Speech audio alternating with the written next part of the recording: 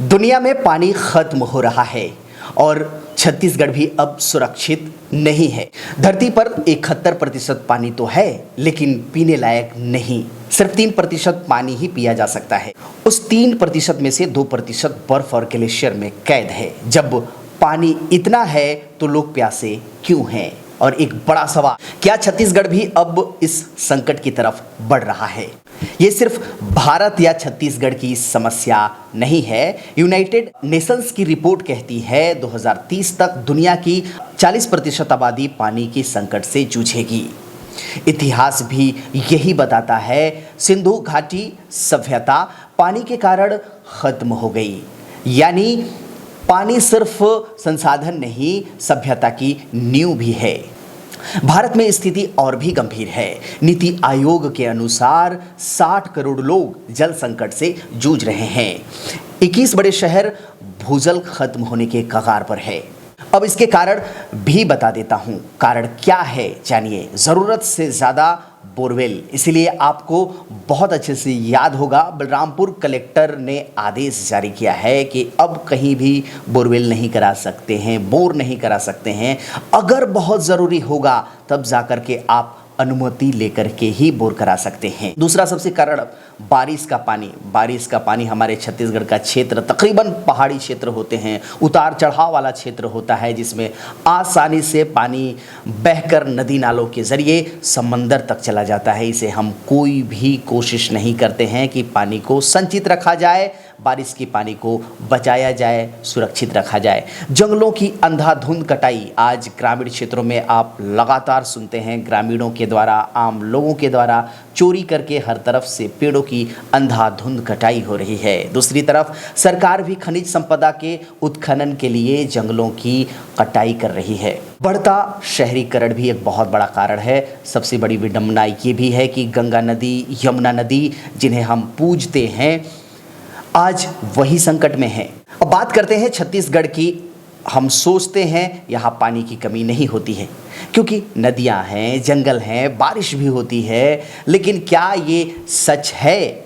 मैं आपसे पूछता हूँ, गर्मी में क्या आपके गांव में पानी की समस्या नहीं होती? कई जगह हैंडपंप सूख जाते हैं, टैंकर से पानी सप्लाई होता है, भूजल धीरे धीरे नीचे जा रहा है।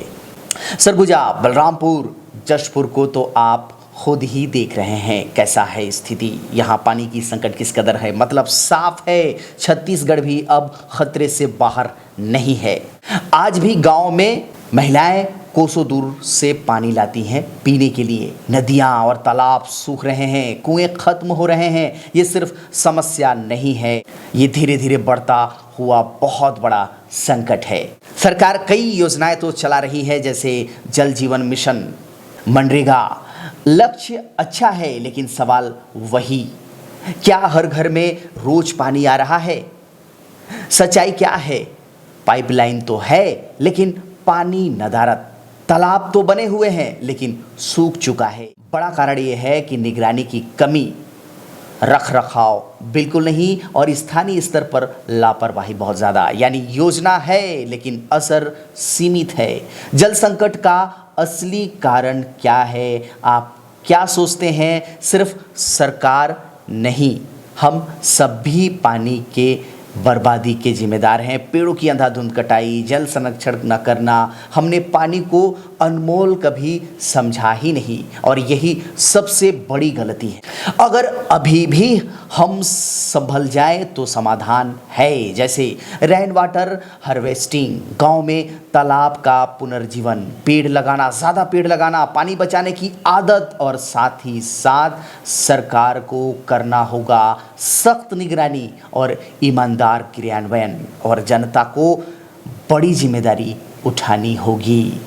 आज का सबसे बड़ा सवाल, क्या छत्तीसगढ़ भी आने वाले समय में पानी के संकट में फंसने वाला है, जूझने वाला है? जवाब आपके पास है। आज पीने योग्य पानी की संकट से हमारा छत्तीसगढ़ के कई हिस्सा जूझ रहा है। इस पर आप क्या सोचते हैं? आपके अपने गांव में पानी की समस्या कैसी है भी या नहीं? और पानी की उपलब्धता का जरिया क्या है, ये भी हमें कमेंट बॉक्स पर लिख करके बताइएगा। अगर ये वीडियो आपको अच्छा लगेगा तो आपके अपनों को भी शेयर करिएगा। चैनल में नए होंगे तो हमारे सहयोग, हमारे सपोर्ट के लिए सब्सक्राइब कर लीजिएगा, फेसबुक को फॉलो भी कर लीजिएगा। धन्यवाद।